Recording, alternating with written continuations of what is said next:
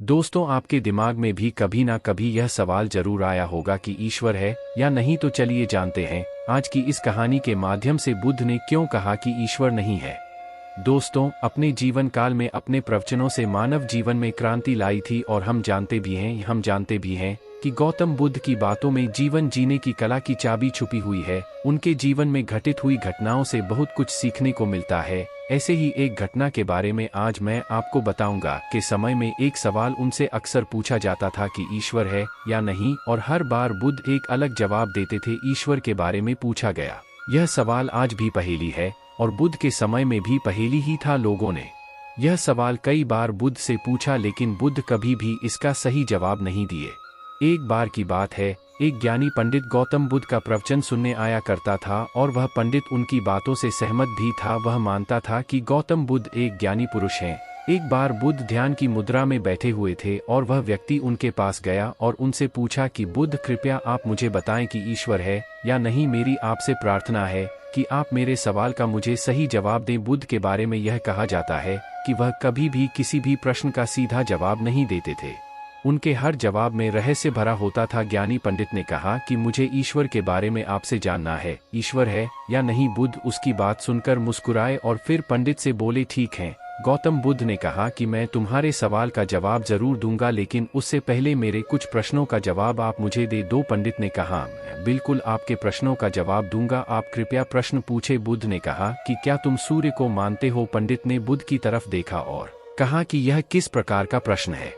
मैं छोटा बच्चा हूँ, आप जो मुझसे बच्चों वाला प्रश्न पूछ रहे हैं। सूर्य तो साक्षात प्रकट होता है और पूरी दुनिया को रोशनी देता है। धरती पर रहने वाले हर जीव को सूर्य से ऊर्जा प्राप्त होती है। सूर्य को तो हम रोज ही देखते हैं। बुद्ध ने उनसे कहा कि ईश्वर के होने के बारे में प्रश्न कहाँ से आया, क्योंकि जिस प्रकार सूर्य हमारे सामने है उसके होने का कोई प्रश्न नहीं होता। तब ईश्वर के लिए यह सवाल क्यों उठा, ईश्वर को मानने की क्या आवश्यकता है? इसका मतलब तो यह हुआ कि आपके मन में कहीं न कहीं ईश्वर के प्रति संदेह है, क्योंकि ईश्वर सूर्य की तरह आपके सामने नहीं है।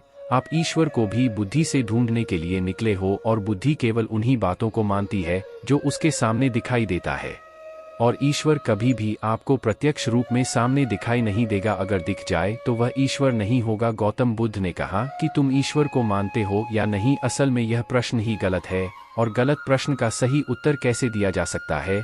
इसलिए अगर इस गलत प्रश्न के पूछे जाने पर और अगर किसी के उत्तर दिए जाने पर, तो वह उत्तर भी इस प्रश्न की तरह ही गलत होगा।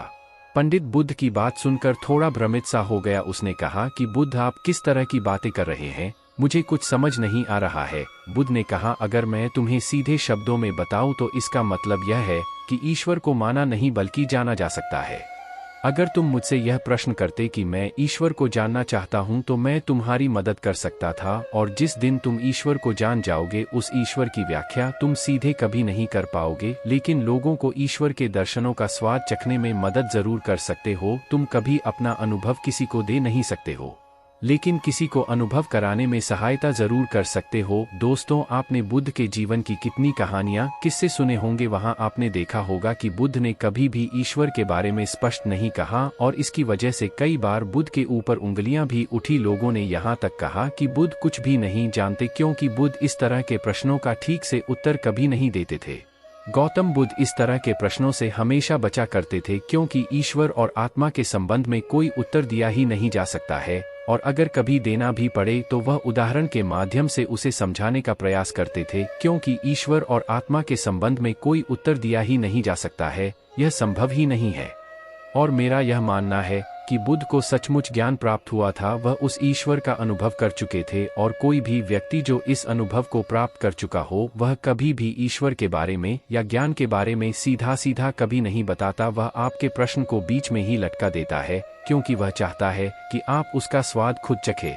गौतम बुद्ध ने कभी वह गलती नहीं की जो आज के कुछ धर्मगुरु कर रहे हैं। कहने का मतलब है कि जितने भी ज्ञानी पुरुषों ने ईश्वर के बारे में स्पष्टीकरण किया, उनके अनुयायियों ने उनके धर्म गुरुओं द्वारा ईश्वर के बारे में कही हुई बातों को मान लिया और अपने अलग अलग समुदाय बना लिए। फिर क्या हुआ, आप यह देख ही रहे हैं।